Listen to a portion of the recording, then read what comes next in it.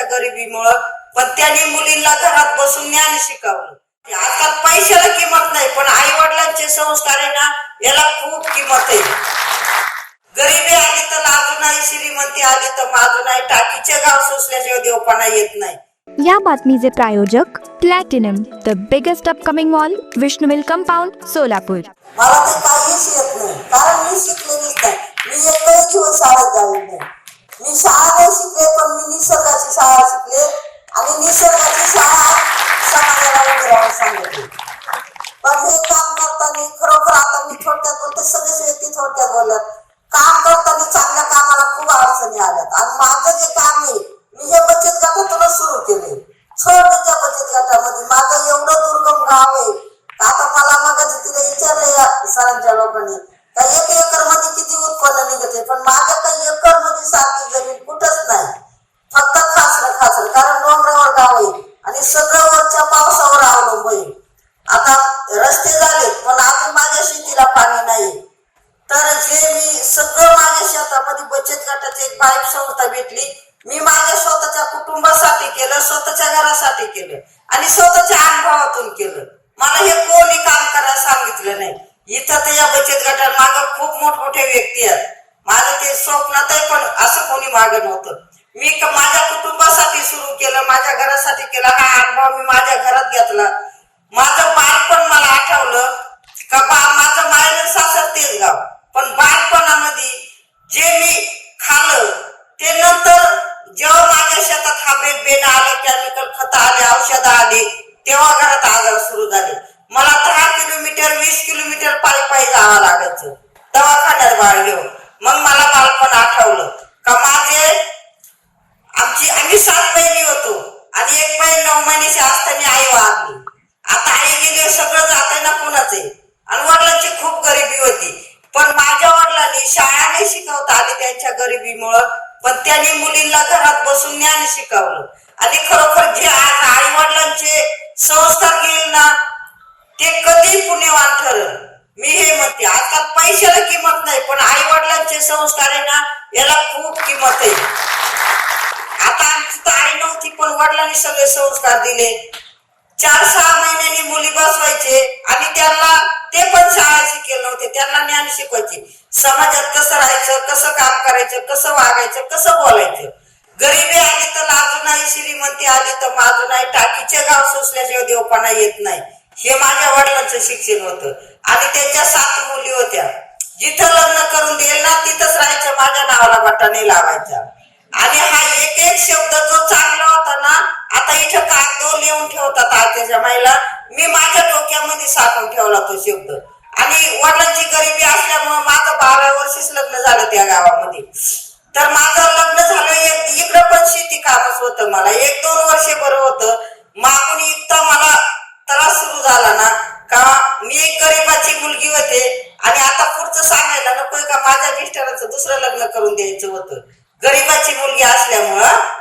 पण वडिलांनी सांगितलं होतं मरून निघायचं, पण सरून निघायचं नाही. मी 40 वर्ष गायच्या गोठ्यात प्रवास केला. 4 बाळाला जन्म गायच्या गोठ्यामध्ये दिला. संध्याकाळचं बाळ जन्मलं तर सकाळचं रोजचं, महिलांना माहिती आहे आपलं रोजचं किती काम आहे.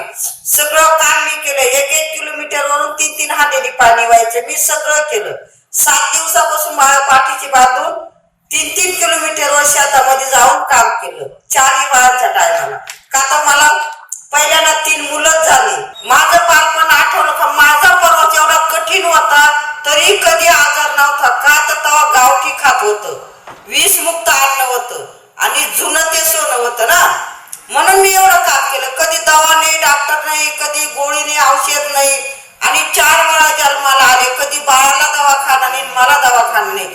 जेव्हा माझ्या शेतामध्ये हायब्रिड बेन आलं, केमिकल खत आले, औषध आलं, तेव्हा आजार सुरू झाले. माझ्या नातांच्या टायमाला मला 10-20 किलोमीटर जावं लागलं. मग मला माझं बालपण आठवलं का आपला एवढा त्रास होता, एवढं कठीण होतं, तरी आजार नव्हते. आणि आता हे कुठून आले, का आले, हे आजार मी शोधायला लागले. विचार करत दवाखान्यात गेले, विचार करत आले. दुसऱ्या दिवशी माझ्या शेतीत फिरले, शेजारची पण शेती पाहिली आणि एक आंब्याच्या झाडाखाली बांधव बसले. त्या बांधव मी विचार केला का आपल्या शेतीत आपण पहिलं कोणतं बी पेरीत होतो, आता कोणतं पेरीत आहे. पहिले शेतीला रासायनिक खत का होते? हे रे बाबा वयस्कर बसले बाबा होते का पूर्वी? नव्हते ना. मग ते मला आठवलं, पहिले शेतीला नव्हते. आता किती प्रकारचे खत मारतोय आपण, किती प्रकारचे औषधं मारतोय, किती प्रकारचं तणनाशक मारतोय, आहे ना. आता त्या तणनाशक जिवंत गवत मरत आहे आणि ते अन्न आपण खाल्यावर आपल्याला काही आजार होतील का? नाही होणार. मग हा विचार करत गेले, त्या बांधापासून मी विचार केला का ह्या केमिकल खतांमुळे, हायब्रिड बेण्यामुळे, खाण्यामुळे घरात आजार सुरू झाले. मी ठरवले माझ्या घरातलं बंद करायचं, पण चांगल्या कामाला कुठेही विरोध आहे. संध्याकाळी कुटुंब बसवलं म्हणले रासायनिक खत नाही मारायचे, हायब्रिड बेणं नाही आणायचं, आपलं पारंपरिक हे करायचं. मला घरातून वाईट बोलले, लहान मोठीची वाईट बोललं. काही वेट लागलं का, डोक्यात काही फरक झाला का, तुला कोणी सांगितलं हे? मला खूप वाईट बोलले. मी एक शब्द वापरला का आजपासून मी घरात काही बघणार नाही. मी 8 दिवस गप्प बसले. 4 दिवसाच्या आत माझा एक नातू आजारी झाला. तो संगमनेरात 5 दिवस ऍडमिट, अकोल्यात 5 दिवस, संगमनेरला 3 दिवस. संगमनेरला नेले, तिसऱ्या चौथ्या दिवशी मी आले का तर मला खूप राग आला होता. मी बघायला आले त्या बाळाला. तिथं आले तर त्याची जगायची शक्यता नव्हती. मला तर वाटलं का माझा राग मलाच कामी आला. तिथून ते बाळ चौथ्या दिवशी नाशिकला, 2 दिवस नाशिक मध्ये होतं. तिथून मुंबईला पाठवला. असा परवाच आला, जवळ 1 रुपया सुद्धा दवाखान्याला राहिला नाही. एकच मंगळसूत्र होतं गळ्यामध्ये, ते नाशिक मध्ये मोडलं. तिथून ते बाळ मुंबईला न्यावं लागलं. 1.5 महिना दवाखान्यात होतं, 1.5 लाख रुपये लागले. हा परिणाम माझ्या स्वतःच्या घरात घडला. आणि मग तिथून पुढे माझं कुटुंब मी सांगेल तसं ऐकायला लागले. पण मला पिकाची शेती घाण ठेवावं लागले. आवताचे बैल विकले, म्हशी, शेळ्या, बकरं सगळं विकल्या गेलं. मग हा परिणाम घरात घडला. मग मी माझं कुटुंब ऐकायला लागलं. मी दिवशी बी माझ्याकडे काही होतं, पण काही मी गोळा केलं. मग माझ्याच गावातून जे मला जुनं दिसलं ना, ते कोणाकडून एक बी आणली, कोणाकडून एवढे दाणे आणले, त्याचा वाढवा करून सेंद्रिय पद्धतीनं करून खाऊ लागले. घरातले आजार हळूहळू कमी दिसायला लागले. मग मी नातेवाईकांना सांगायचे, बचत गटाला सांगायचे, पण तेव्हा मला लोक विडीच मानायचे. चांगलं कोण नव्हतं म्हणत. काहीतरी वेळ लागले, काहीतरी सांगते. एक बाईक संस्था तिथं काम करायला आली बचत गटांबरोबर. आता तुमच्या बरोबर आहे ना ही संस्था, ती नॉर्मल संस्था बचत गटांबरोबर वेगळ्या निमित्ताने काम करायला आली. आणि मी बी लावायला चालू होते शेतामध्ये थोडं घेऊन.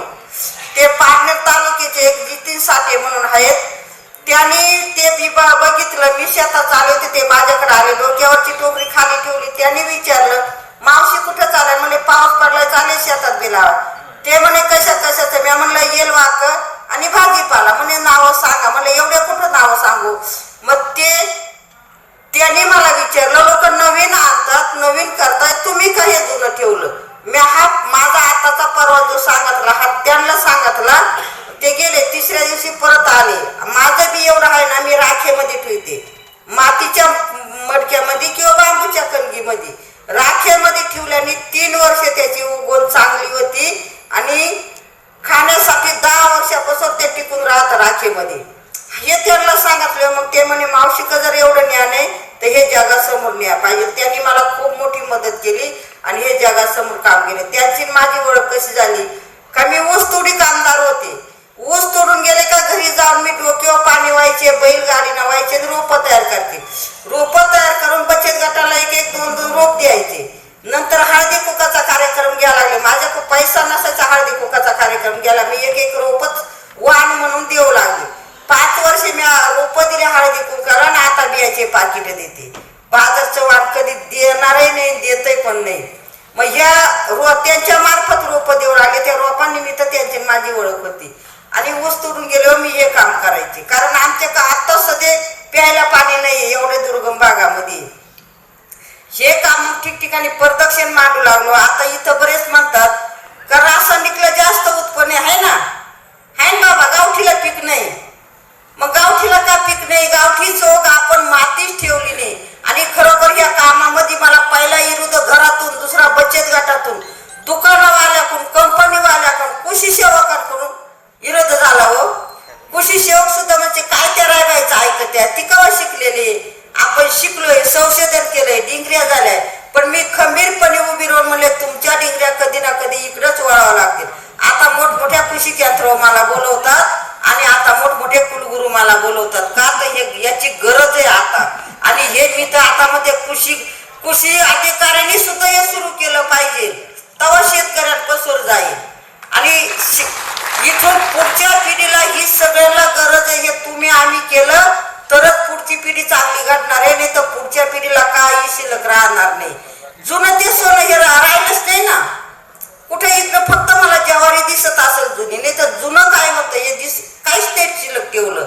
ती पण हा भेटत असं काय हो गावरान. मला या बाबाला प्रश्न विचारे, बाबा तुम्ही बोला तुमचं लहानपणचं. अन्न चांगलं तर आपण चांगलं. आपल्याकडे किती पैसा असला, पैसा कोणी खाईल का? नाही खाऊ शकत पैसा. पण अन्न जे पिकल ना तेच आपण खाऊ. मग माती चांगली तरच अन्न चांगलं पिकणार आहे. अन्न चांगलं तर आज आपण चांगलं, आपण चांगलं असलं तरच पुढची पिढी चांगली घडणार आहे, नाही का? मग पुढच्या पिढीसाठी तुम्ही आम्ही माती वाचवली पाहिजे. ते शेतकऱ्याच्या बांधात हे दिवशी बी गेलं पाहिजे, पिकलं पाहिजे आणि प्रत्येकाच्या ताटात विषमुक्त अन्न आलं पाहिजे. आणि माझं खरोखर माझं मी एक जीवन ना समाजासाठी समर्थ केले. आणि आमचं खूप खेडेगाव आहे. आता रात्री बघितलं असेल एक महाराष्ट्र केसरी हर्षवर्धन सदगीर, तो आमचा सुपुत्र आहे बरं का, आमच्याच गावचा आणि आमच्याच शेजारचा. तो डबल महाराष्ट्र केसरी झाला. हे एक आमच्या मातीचं वैशिष्ट्य आहे. आणि मला तर हे लोक भरपूर म्हणतात नारी शक्ती पुरस्कार, पद्मश्री. माझे 1-2 घरं भरलेत पुरस्कारांनी. पण मी आजही म्हणते ते पुरस्कार माझे नाही, हे पुरस्कार ह्या काळ्या मातीचे, माझ्या बीएचए माझ्या शेतकरी बंधूचे पुरस्कार येते. फक्त माझी शेतकऱ्यांना एकच कळकळीची विनंती आहे की ही काळी माती वाचवली तरच आपली पुढची पिढी वाचणार आहे. पैसा किती असला तर पैसा कोणी खाऊ शकत नाही. मग याच्यासाठी आपण आज आपण बदललोय तर निसर्ग सुद्धा बदलले. इकडे गारपीट पाऊस पडला का हो? पडला का? ह्या टायमाला कधी पाऊस पडतोय का? नाही पडत ना. मग आपण बदललोय ना. आपण जे पिकं घ्यायचे ते नाही घेते आणि जे नाही घ्यायचे ते घेतोय आज, आहे ना. मग आपण बदललो तर निसर्ग सुद्धा बदललाय. कधी गारपीट पाऊस होतो, कधी नुकसान होती. मग आपण सुद्धा निसर्गाला धरूनच चाललं पाहिजे. आता इकडं तरी चायना कमी आहे. काही गावांमध्ये मला नुसती चायना चायना चायना दिसते, कारण ते किती 2-3 महिन्यामध्ये पीक येतंय म्हणतात, नाही का. पण ती चायनामध्ये जो शेतकरी चायना पिकवतोय ना तो स्वतः कधीच खात नाही, पण तो बाकी दुसऱ्याला खायला घालतो. आणि आपण पैसे देऊन विष घेतो, कुठंतरी आजाराला बळी पडतो, मग एखाद्या दवाखान्यात जातो, नाही का. मग जगलं तर जगलं, नाही तर गेलं. मग मी म्हणते आपण एखाद्या हॉस्पिटल मध्ये जाऊ, पण ही मातीला किती विषारी औषधं मारतोय. ही माती जर संपली तर हिला कोण डॉक्टर कोण वैद्य भेटणार आहे? हे उत्तर मला मुख्यमंत्र्यांनी नाही दिले. मुख्यमंत्र्यांना मी विचारले, पण हे उत्तर मला असं पडत तर पटकन सांगा. मातीला कोण डॉक्टर कोण वैद्य भेटणार आहे म्हणून कोणीच नाही भेटणार. मग तिचं आरोग्य आपण जपणं गरज आहे ना. आपलं जे खायचे, जे आपलं भरडधान्य काय, आता इथं त्या सरांनी घेतले ना हो, ज्वारी, बाजरी, नाचणी, वरई, राळा, सावा, मठ, मूग, तूर, उडीद हे राहिलंच नाही ना.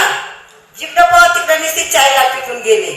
मग हे शेतकऱ्यांनी पहिलं डोक्यात घेतलं पाहिजे. आता आमच्याकडे 4 महिने रानभाज्या खातोय. आता माझ्याकडे पाणी नाही, पण जे कडधान्य आहेत ना त्याचीच भाजी करायची, त्याचीच वरण करून खायचं. पण जास्त माझ्या तर घरामध्ये कोबू फुलावर कधी आयुष्यात खात नाही. मग मी म्हणते 1 ताटण 10 वाट्या असतात. ही माझी आता आज मी घरी येऊन 4 वाजता, पहाटे 4 वाजता निघाले, 4 वाजता गाडीत बसले. अजून मी नाश्ता करेल नाही का, चहाचा कप घेईल नाही बर का. तर मला ते रस्त्याने चालतच नाही, इकडं पोहोचायचं होतं ना पटकन. आणि मी कुठेही गेले तर चपाती किंवा ज्वारीची भाकर किंवा बाजरीची आणि त्याच्यात कच्चा कांदा मिरचीचा ठेसा खाता असते. मला 2-2, 3-3, 8-8 दिवस बाहेर गेलो. मी घरी येऊन डबा घेऊन येते, पण 4 दिवस बाहेर गेलो कुठून घरचा डबा भेटणार आहे. मला खावंच लागतं. मला ते जेवणा वाचून अशक्तपणा येतो काही ठिकाणी. मग मी म्हणते ज्याच्यात चमक आहे त्याच्यात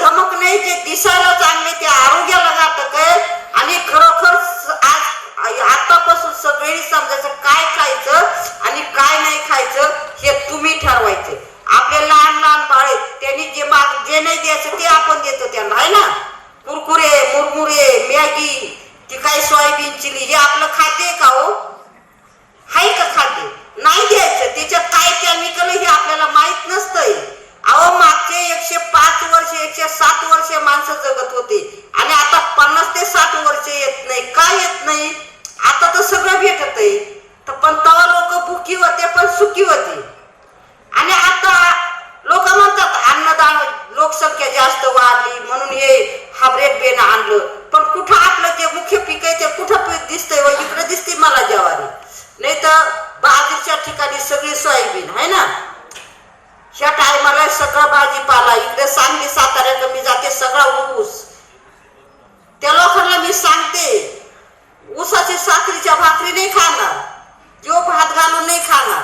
मग आपले जे मुख्य खाणे ना त्याच्याकडे वळा. आता सगळ्यात मी जास्त बोलले परत, म्हणजे एवढ्यात मध्ये सगळ्यांना चान्स लागतोय. पण मी सांगते माझ्याकडून जर याच्यातून एखादा शब्द वाईट गेला असेल ना तो मला माफ करा, आणि चांगला असेल तो घराघरामध्ये घ्या. मग तुम्ही 10 भाज्या खाता तर 1-2च भाज्या खा, पण बाळांचं आरोग्य चांगलं ठेवा. हे तुम्ही आम्ही केलं तरच पुढची पिढीला काही शिल्लक राहील, आणि हे तुम्ही आम्ही केलं तरच पुढच्या पिढीला माहिती होणार आहे. याच्यासाठी मी आज प्रत्येक एक दिवस प्रत्येक गावामध्ये जाऊन करते. आणि खरोखर हे सगळ्यांनी केलं पाहिजे. आता लोक सेंद्रिय शेतीकडे वळले नाही असं नाही, पण स्वतः पुरतं करतात, विक्रीला जे आहे ते करतात, जे आहे तेच पिकवतात. मग सगळ्यांसाठी केलं तर सगळ्यांचं आरोग्य चांगलं राहील ना. आता काय लोक म्हणतात आमचे बंगले आहेत बुवा, तिथे जागाच नाही. कुंडीमध्ये भाजीपाला होतं, एक कुटुंबाचा भाजीपाला कुंडीमध्ये होतो. एक वांग्याचं झाड असलं तर त्याला 4 वांगे निघतात नाही का. थोडीशी कोथिंबीर मेथी तुम्ही खुडून घ्या ना. आता माझं तर सगळं शेपू मेथी पालक सगळे खुडून 4-4 होतात खातो आणि मग त्याचं बी धरितो.